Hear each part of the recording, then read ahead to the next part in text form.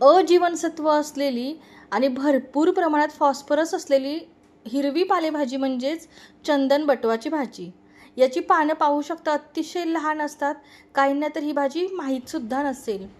आता ही भाजी निवडून घेतलेली आहे. स्वच्छ अशी आपल्याला धुवून घ्यायची आहे. 2 ते 3 पाण्यामध्ये स्वच्छ धुवायची भाजी. या भाजीमध्ये भरपूर औषधी गुणधर्म असतात, तसेच कॅल्शियम आणि फॉस्फरससुद्धा असते बरं का. आणि ही भाजी आपल्याला गरगटी भाजी जशी आपण पालकाची करतो ना, अगदी तशीच करायची आहे. आता मी भाजी चिरून घेणार आहे. जर तुम्हाला न चिरता अशीच निवडलेली भाजी शिजवून घेतली तरी देखील चालेल, परंतु काय होतं की पानं मोठी मोठी राहतात आणि गरगटी भाजी करायला सगळी भाजी एकजीव झाली असेल ना तर खूप छान दिसते सुद्धा आणि चवीला पण छान लागते. काही लोक काय करतात, भाजी डायरेक्टच धुतली की मग शिजायला टाकतात आणि मग तिला मिक्सरला बारीक करतात, परंतु मिक्सरला बारीक केलं ना की चव जरासुद्धा चांगली लागत नाही. त्यामुळे तुम्ही अशा प्रकारे आपल्या पारंपरिक पद्धतीप्रमाणेच करा. आता मी इथे थोडीशी तूर डाळ घेतलेली आहे. तिला स्वच्छ धुवून आपल्याला तीसुद्धा या भाजीसोबत शिजवून घ्यायची आहे. तुम्हाला जर हवं तर तुम्ही चण्याची डाळसुद्धा वापरू शकता किंवा तुरीची डाळ वापरू शकता. चंदन बटवाची भाजी जी आहे ना ती नोव्हेंबर डिसेंबर ह्या 2 महिन्यांमध्येच येते. त्यानंतर हळद टाकलेली आहे थोडीशी. हळदीमुळे कलरसुद्धा खूप सुरेख येतो भाजीला. आणि पाणी टाकून घ्यायचं आहे. पाणीसुद्धा अगदी प्रमाणातच टाकायचं, जास्त नाही टाकायचं, कारण आपण भाजीला छान पळीनेच स्मॅश करून घेणार आहोत. चवीप्रमाणे मीठ टाकलेलं आहे आणि 1 ते 2 शिट्ट्या फक्त आपल्याला या कुकरच्या घ्यायच्या आहेत. आता यासाठी भरपूर असं लसूण, 1 मिरची आणि जिरं घेतलेलं आहे.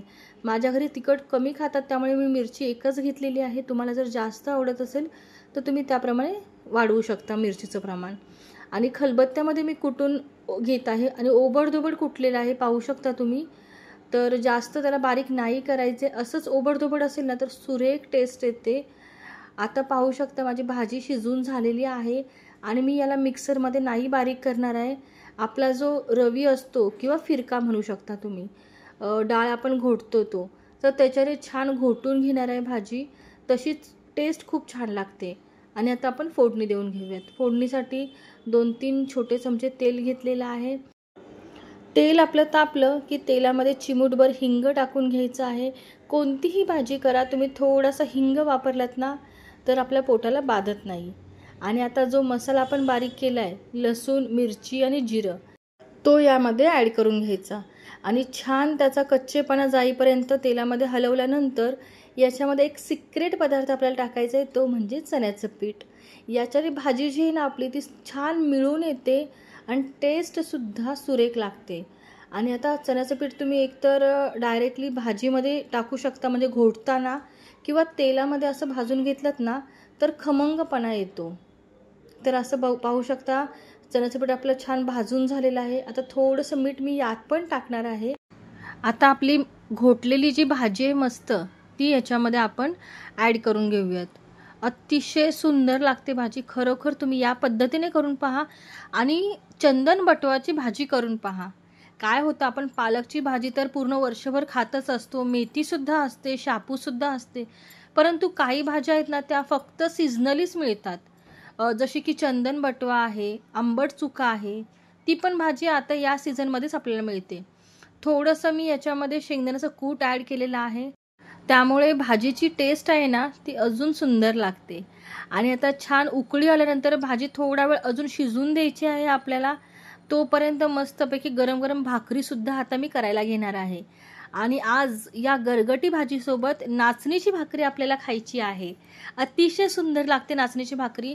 आणि हो, नाचणी पचायला अतिशय हलकी, कारण लहान मुलांना तुम्हाला सुद्धा माहिती आहे, वर्षाचं बाळ झालं की त्याला लगेचच नाचणी सत्व दिलं जातं. का तर नाचणी पचनासाठी अतिशय हलकी असते.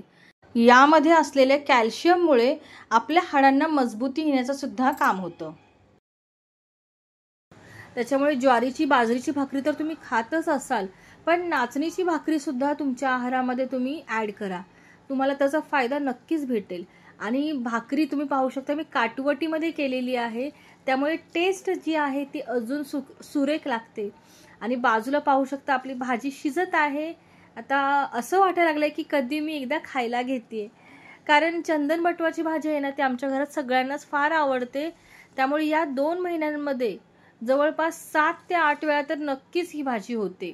चंदन बटवा, नंतर राईची भाजी, अशा ज्या भाज्या सीझनल आहेत ना त्या त्या ऋतूमध्ये आपण खाल्ल्याच पाहिजेत आणि आपल्या मुलांना सुद्धा दाखवल्या पाहिजेत, कारण आजकालच्या पिढीला तर या भाज्या माहिती सुद्धा नाही आहेत. आजची ही गरगटी भाजी तुम्हाला कशी वाटली मला कमेंट करून नक्कीच सांगा. आणि जर माझ्या रेसिपी आवडत असतील तर माझ्या रेसिपींना लाईक करा, शेअर करा आणि अजून जर चॅनलला सबस्क्राईब केलं नसेल तर सबस्क्राईब करायला मात्र विसरू नका.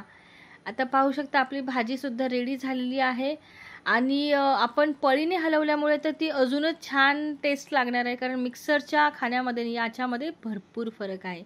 तर बघा माझी सुपर टेस्टी भाजी कशी वाटत आहे, तुम्ही घरी नक्की करून पहा. मस्त राहा आणि छान छान खात राहा. श्री स्वामी समर्थ. जय जय स्वामी समर्थ.